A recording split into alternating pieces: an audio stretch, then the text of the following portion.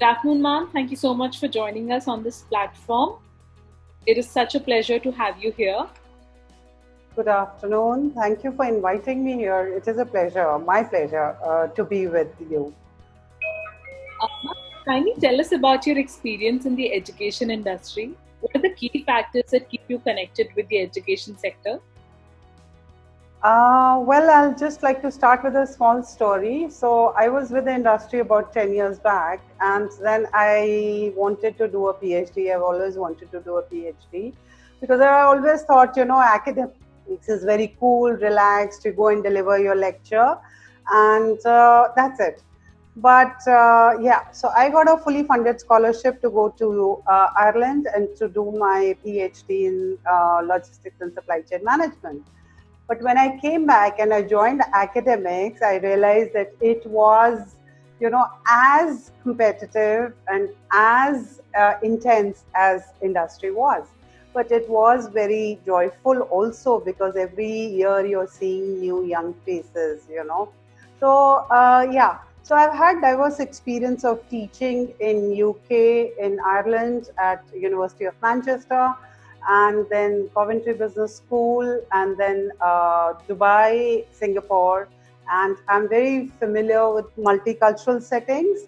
So I've had, almost students of 60 different nationalities sitting in my class at one point of time.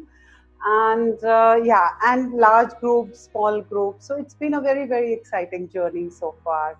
Yeah. Ma'am, you've been in the supply chain and logistics industry for a long time now. Besides academics, you've had 10 years of industry experience in distribution, retail, and supply chain management in FMCG, food, and pharmaceutical industries. What do you like So, about this industry? What helped you decide that you want to pursue your career in this specific industry?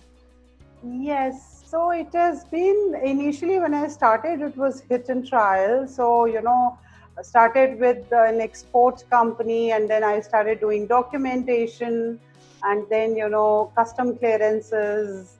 Everything has been experiential. So, I got into it by chance, but I love it now because I have done my PhD in this field, and I feel in now I made a right choice 10 years back because it is a evolving sector, the upcoming sector in India. It's showing a very good growth, and the government of India has invested a lot in this sector. So with the creation of port infrastructure, rail infrastructure, road infrastructure, so we see very, very promising career opportunities in logistics and supply chain management. But I'm asked this question every time, like logistics, it's a very masculine field, and you'll find many males. But then I said, why not? I mean, we need gender diversity in logistics, so I'm happy to do that. Yes, yeah. Being the director of CII School of Logistics, what is your philosophy of leadership and how would you describe your leadership style? Um, I think it is totally team building and it is more participative rather than directive.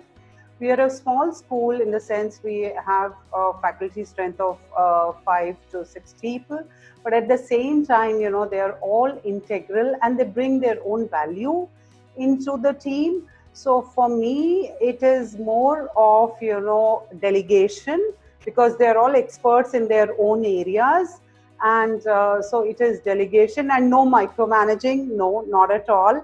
And at the end of the day, it's the output that counts, and the performance that counts.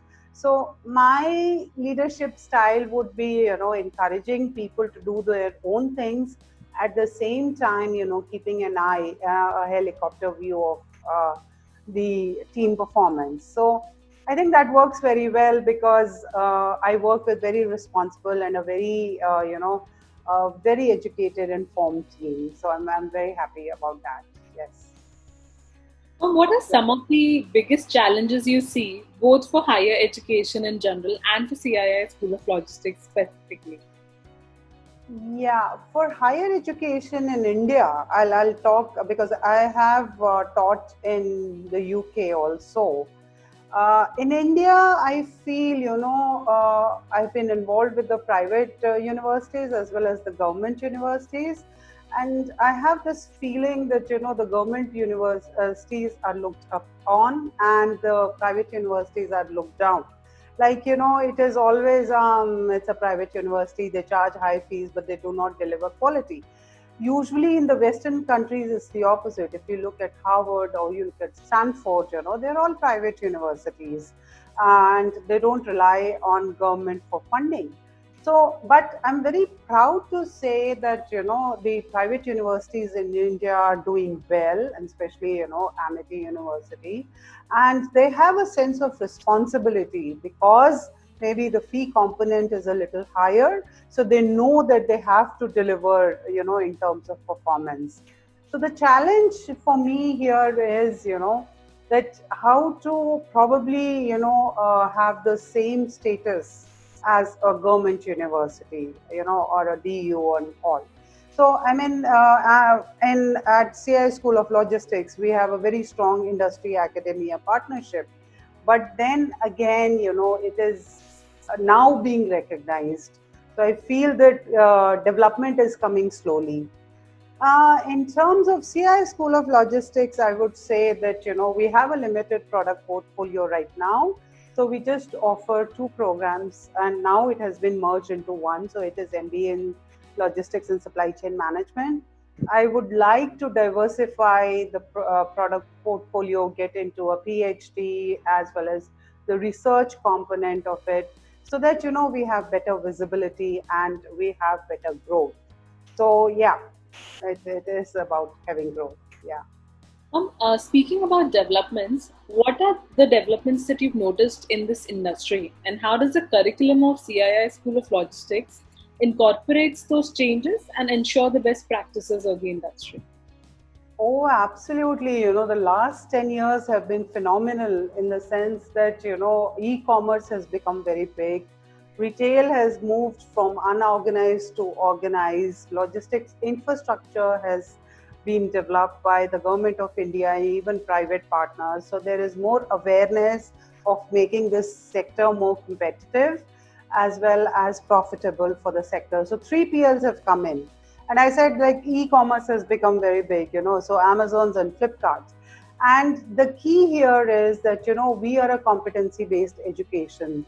So the key here is the curriculum keeps, we keep updating the curriculum to suit the industry needs. And I'm very proud to say that, our curriculum is designed by the industry experts to suit the industry needs. It is delivered by industry experts, and of course, it is assessed also by industry experts. So it's a very industry relevant course, and we focus on, a total competency based education, which has emphasis on three components. So one is knowledge building, of course. The second is the skill part of it, that the student should be able to, apply the theoretical concepts into practical real world situations. And the third is, the value-based system. So it is focused on digital skills, on behavioral skills, on life skills, on communication skills. We are offering foreign business language that's compulsory for all the students. So it's a very holistic development. Yeah. As private universities continue to mushroom across the country, how does your university stand apart from the others?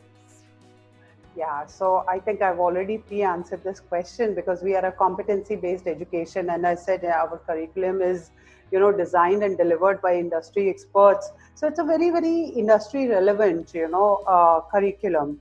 The second thing is that, we have the CII network. So the students have exposure to all CII meetings, conferences, the latest think tank leadership forums. So students, literally get to hear from industry experts. We have a series of webinars and guest lectures going on. We invite industry experts on a regular basis. So that very strong industry linkage is missing in the other, typical knowledge-based universities. The second thing is, of course, the holistic development, which is, emphasis on hands-on training, workshops, digital skills. Then, as I said, business communication is taught in all the 4 semesters. Behavioral skills are taught in all 4 semesters. So it's value-based education. So I think we are very distinct in that part. And then we have a summer study abroad program also. So the students get, to not only they get to learn the environment here in India, but they are exposed to the cross-cultural environment in different countries as well. So that makes us kind of unique. Yeah. How do you look at the placement opportunities offered by your university, and how do you plan to push the envelope further? We are happy to say that we are a young institution, but we've had 100% placements in the past 2 years. Unfortunately, because of COVID and very tough industry scenario in the past 3 months, our students, some of the students are still unplaced. But definitely, we are trying our best. And as the logistics sector is opening up after 4 months of lockdown, we hope to place each and every one of them. And I would say, it's because our curriculum is so designed as to suit the industry needs. So placement should not be a challenge, and it is not a challenge for us actually. Ma'am, what do you think should be the school's top priority over the next 10 years? Plenty. We want to make it bigger and better for sure. Second is, yes, we want to introduce, relevant programs like data analytics is becoming very, very big, and supply chain analytics is becoming very big. So eventually what we are going to introduce more MBAs, and maybe, we are going to go for integrated programs as well. We want to create more industry partnerships and if possible for foreign collaboration also with very reputed universities. Yes. Any suggestions you would like to give to the current youth and the aspiring youth?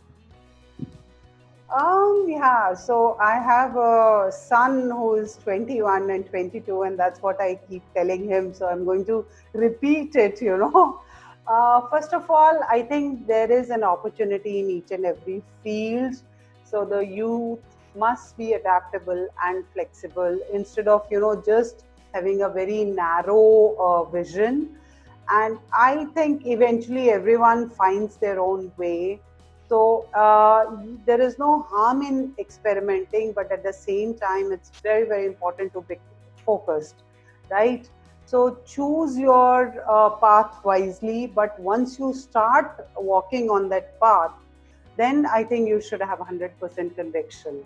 So I know, whatever the friend is doing looks to be more attractive or promising, or you want to do what your friends are doing. But no, I think it is important to choose what you want to do, what makes you happy.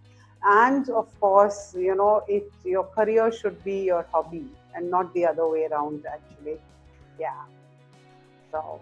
Thank you so much for your insights, ma'am. I'm sure the viewers of this interview would be really entertained and would actually learn from your views. Thank you so much for your time again.